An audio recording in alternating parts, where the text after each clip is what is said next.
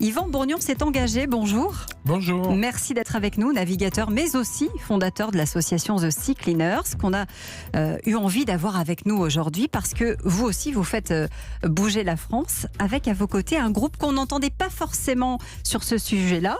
Les Elmer Footbeats, c'est toute ma jeunesse. Le plastique c'est fantastique, le caoutchouc super doux, nous l'affirmons sans complexe, nous sommes adeptes du latex. Eh oui, à l'époque c'était pour que les jeunes utilisent le préservatif, aujourd'hui c'est remixé. Bonjour Manou. Bonjour. Merci d'être avec nous, vous êtes le leader des Elmer Footbeats. Je suis chanteur, pas leader, c'est pas pareil. Ouais, chanteur. Bon, Oui. moi on m'a écrit leader, alors Ouais, je dis mais c'est des leader. conneries, ça, c'est Il n'y a des pas de leader, vous êtes tous au même niveau. Exactement. Bon, parfait. Alors cette chanson c'est le point de départ d'un projet. Oui. Yvan Bourgnon, on a le même âge je crois à peu près. La chanson on la connaît tous. Comment est-ce qu'on va opérer cette rencontre comment ça se passe entre vous deux? Qu'est-ce qui a été le déclic? C'est le grand amour. Hein. Ouais. Ça se passe bien. Je me suis retrouvé sur un de leurs concerts à Pornic, c'est chez moi là-bas, au bord pas loin de Nantes, et au bord de l'eau, et début juillet. Et puis voilà, on a bu des coups ensemble, on a sympathisé. J'ai découvert un peu les prémices du texte qu'on connaît aujourd'hui. Et puis voilà, l'histoire est née au bord d'un verre, et on s'est dit tiens.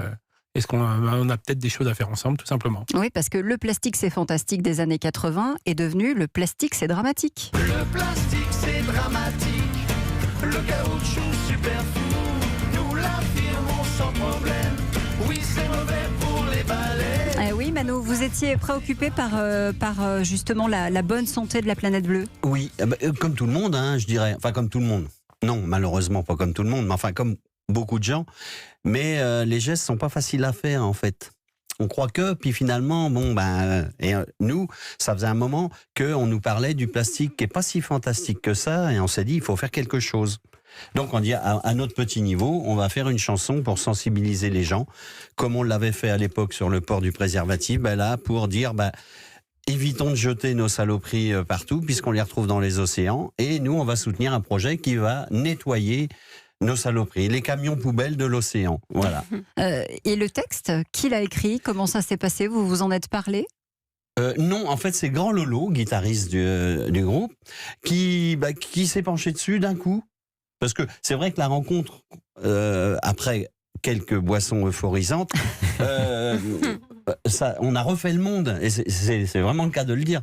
Et du coup, le Grand Lolo est parti sur un projet, et il nous présente le texte. On dit voilà, allez, on y va, on l'enregistre. Donc on a gardé on a réenregistré la musique, mais on a gardé le même morceau, la même structure, tout pareil. On l'a fait en acoustique, plutôt version acoustique. Et puis c'était parti, un petit clip par là-dessus, mais ça s'est fait en 2 temps 3 mouvements, quoi.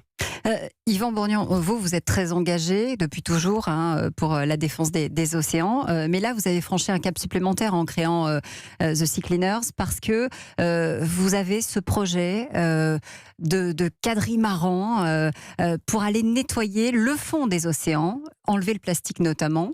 Ce bateau, il a un nom, il verra le jour normalement en 2023, c'est le Manta.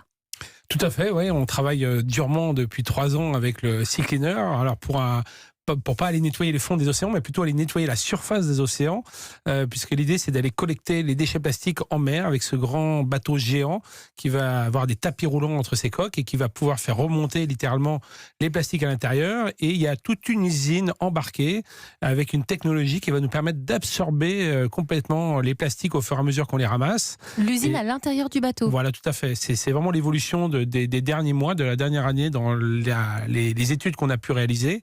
Au début, on avait imaginé ramener les plastiques à terre, et on s'est rendu compte c'est tout en un. Voilà, ils n'étaient pas facilement recyclables. Et là, finalement, on a réussi à trouver une solution avec une technologie qui permet de faire fondre le plastique et de le ramener à l'état de pétrole, d'énergie, qu'on va utiliser directement à bord, puisqu'on a besoin d'énergie pour faire fonctionner ce bateau. Si bien que ce bateau, en fait, il est autonome. Il utilise le soleil, le vent et le plastique quand il a besoin, quand il n'y a plus assez de soleil et de vent, pour faire fonctionner ses hélices et l'usine embarquée.